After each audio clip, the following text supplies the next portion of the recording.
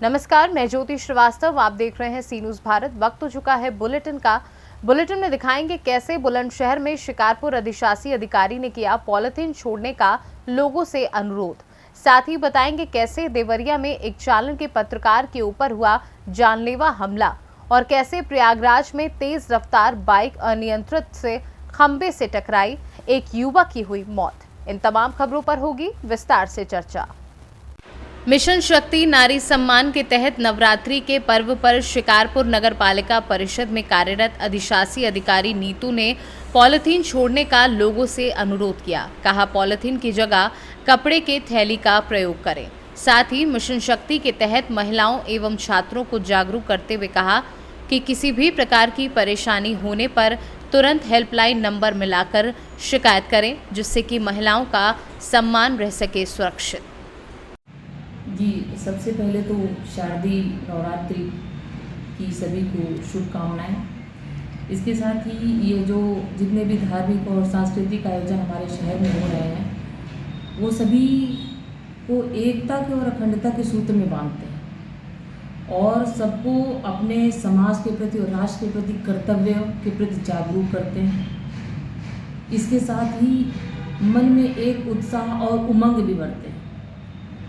यही सांस्कृतिक आयोजनों का उद्देश्य होता है और इससे मनुष्य इन आयोजनों के द्वारा एक साथ मिलकर एकजुट होकर के सर्वश्रेष्ठता की ओर बढ़ने की ओर प्रोत्साहित होता है और आगे बढ़ता है। जितने भी हमारे आयोजक बंधु हैं, उनसे मेरा यही अनुरोध है कि वह सभी लोग, जैसे कि सभी जानते हैं कि शारदीय नवरात्रि जो है हमारी नारी शक्ति का प्रतीक माँ दुर्गा के शुभ आगमन का जो है दिवस शुरू हो चुके हैं।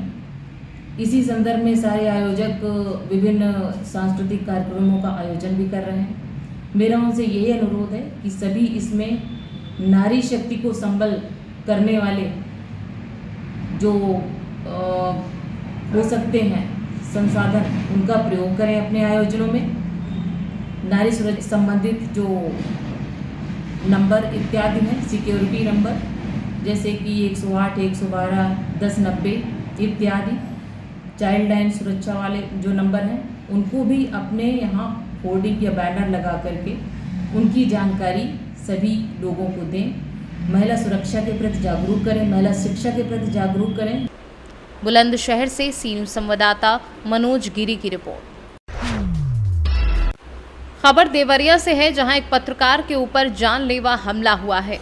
पूरा मामला देवरिया जनपद के सदर कोतवाली थाना क्षेत्र का बताया जा रहा है कि कई सालों से पत्रकार का जमीनी विवाद चल रहा था, जिससे भूमाफियाओं ने खार खाकर पत्रकार को कई दिनों से मुकदमे की सुलह करने की धमकी दे रहे थे।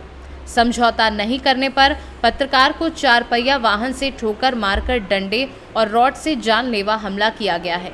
वहीं पीड़ित पत्रकार ज्ञानेंद्र मिश्रा ने कोतवाली में तहरीर देकर कार्यवाही की मांग की है।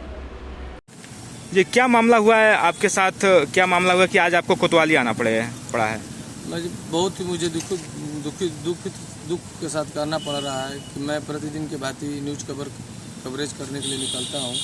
दिनांक 13 तारीख को शाम 4:00 पर मैं लेफ्टिनेंट जनरल श्री प्रकाश मणि के जन्म दिवस के कार्यक्रम में शामिल होने जा रहा था, जिसमें मुझे शशांक त्रिपाठी समाज सेविक द्वारा निमंत्रण दिया गया था। मैं अभी चकीवा ढाला क्रॉस करके कुछ ही दूरी पे पहुंचा हुआ था और चकीवा चौराहे से पहले ही मेरे ऊपर 4 पहिया वाहन से मेरी स्कूटी में ठोकर मार दी जाती है, जिससे मेरी स्कूटी क्षतिग्रस्त हो गई। मैं गिर गया, मेरे हाथों में चोट आ गया।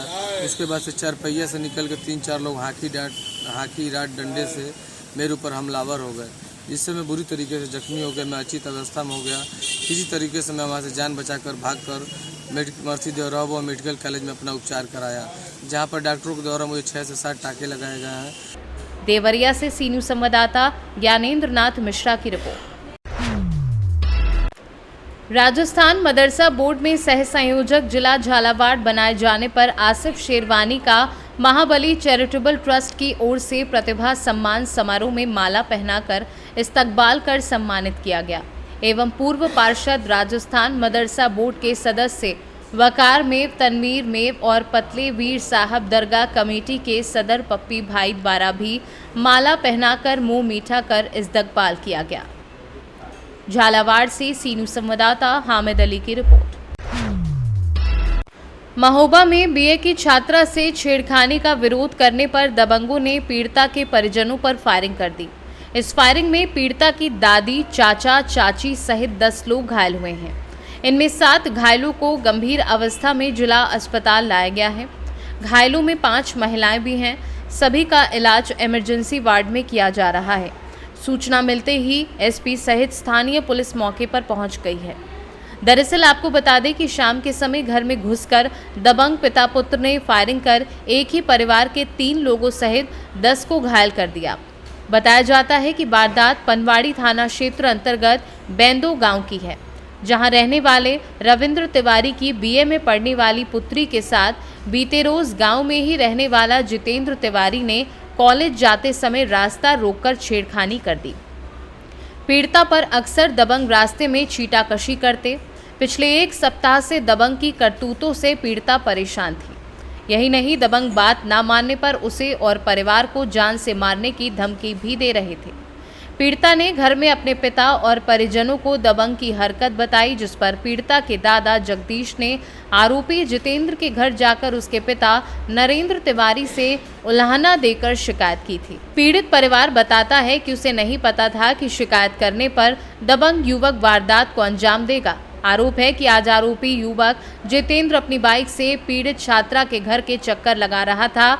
तभी छात्रा के दादा ने उसे देख लिया और समझाते हुए बार बार घर के चक्कर लगाने से रोका, जिससे भड़का दबंग गाली गलौज करता हुआ चला गया। इससे पहले कोई उसकी मंशा समझ पाता, तभी आरोपी अवैध तमंचा लेकर दरवाजे पहुंचा और फायरिंग कर दी।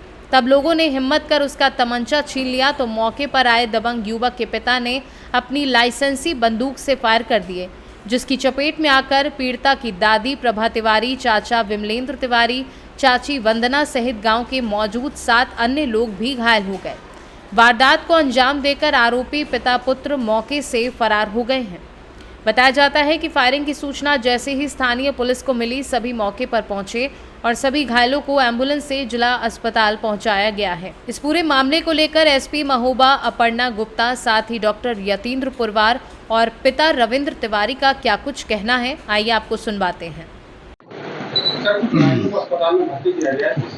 डिस्ट्रिक्ट हॉस्पिटल महोबा में फायर आर्म इंजरी का केस आया हुआ है, जो कि पनवाड़ी से रेफर होकर आया है CSC से।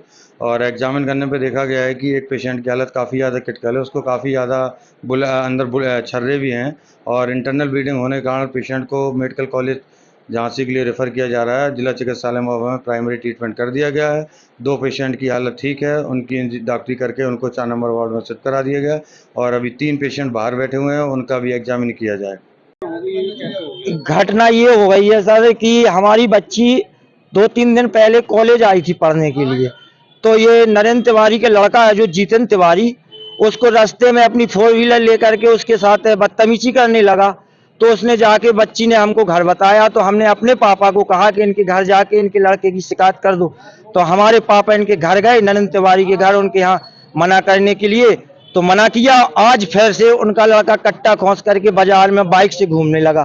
तो हमारे पापा से मिला तो पापा ने कहा बेटा ये गलत बात है, तो पापा को गाली गलौज देने लगा। इसके बाद तुरंत उसके पीछे से पापा आए दुनालू लेकर के, उन्होंने 4 फायर कर दिए और हमारी चाची को, एक हमारे छोटे भाई की घरवाली को, बहू को, और हमारे छोटे भाई को विमलेंद्र तिवारी को 3 फायर उनको लग गए हैं।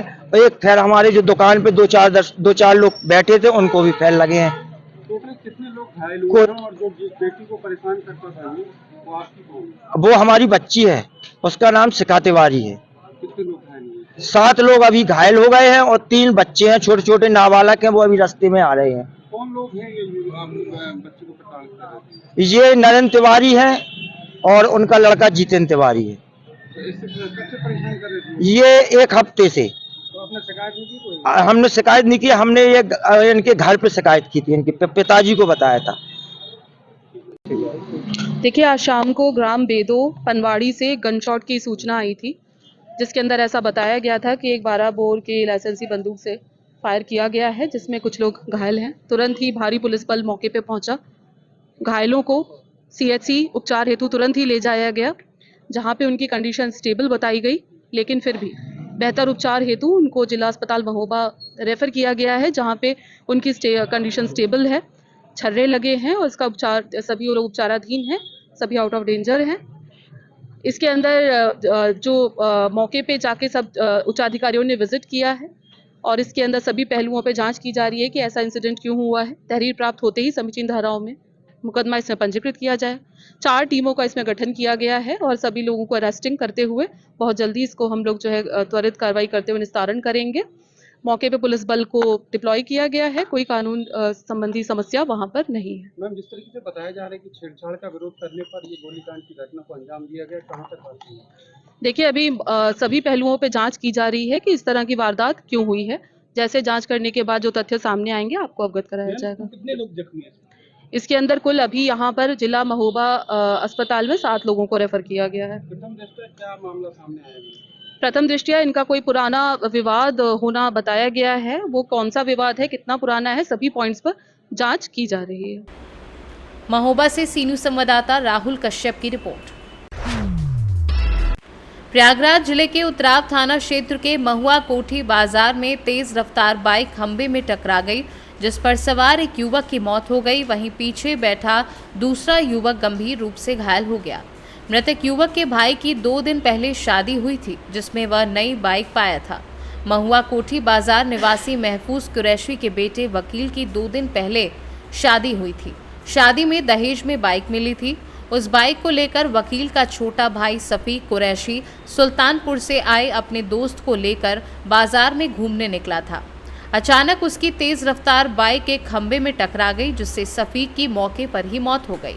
वहीं पीछे बैठा उसका दोस्त गंभीर रूप से घायल हो गया। 2 दिन पहले शादी हुई थी और घर में खुशी का माहौल था। अचानक नौजवान बेटे की मौत हो जाने से सारी खुशियां गम में बदल गईं। घर वालों का रो रो कर बुरा हाल हो गया। घर में मंगल गीत के बजाय कोहराम मचा हुआ है। प्रयागराज से सी न्यूज़ संवाददाता रणविजय सिंह यादव की रिपोर्ट। फिलहाल के लिए इस बुलेटिन में बस इतना ही। देश दुनिया की बाकी खबरों को जानने के लिए आप देखते रहिए सी न्यूज़ भारत।